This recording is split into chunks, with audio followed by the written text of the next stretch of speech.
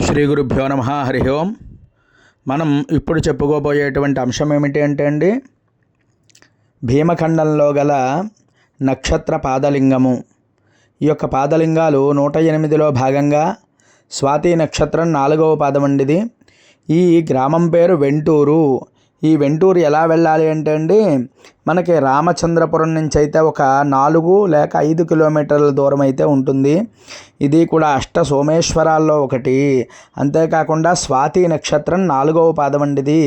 స్వాతి నక్షత్రం తులారాశిలోకి వస్తుందండి. మరి ఈ వెంటూరు గ్రామం మనం వెళ్ళినట్లయితే చక్కగా శివాలయం చాలా అద్భుతంగా ఉంటుంది.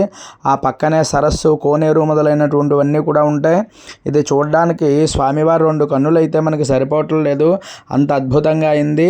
మరి ఈ గ్రామానికి మనం వెళ్ళి స్వామివారిని ఒక్కసారి దర్శనం చేసుకున్నట్లయితే స్వాతి నక్షత్రం యొక్క దోషాలన్నీ కూడా మనకు తొలగిపోతాయి, 4వ పాదానికి సంబంధించినటువంటివి.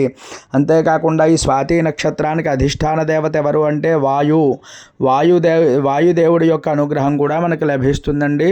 మరి అందరూ కూడా స్వాతి నక్షత్రాయ నమః, వాయవే నమః అంటూ అందరూ భక్తి శ్రద్ధలతో నమస్కారం చేసుకోవాలి. ఈ స్వామివారు అష్ట సోమేశ్వరాల్లో కూడా ఒకటండి. ఈ స్వామివారు చాలా పెద్ద లింగం అయితే ఉంటుంది, మనకి చక్కగా దర్శనం అయితే అవుతుందండి. అందరూ కూడా నమస్కారం చేసుకోండి.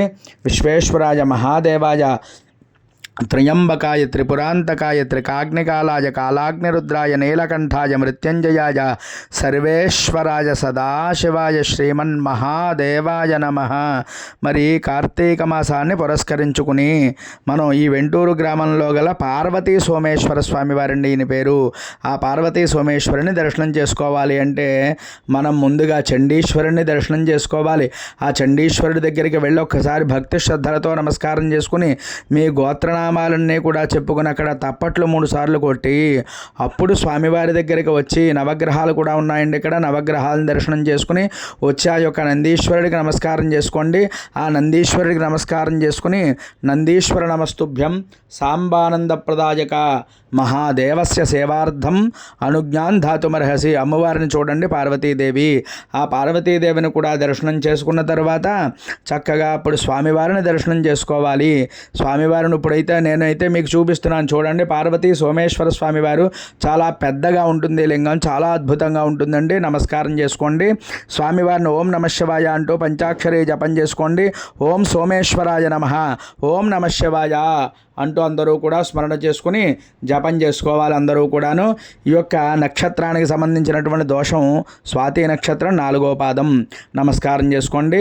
మరి మన ఛానల్ని ఇంకా ఎవరైనా సబ్స్క్రైబ్ చేయకపోతే అందరూ తప్పకుండా సబ్స్క్రైబ్ చేయండి.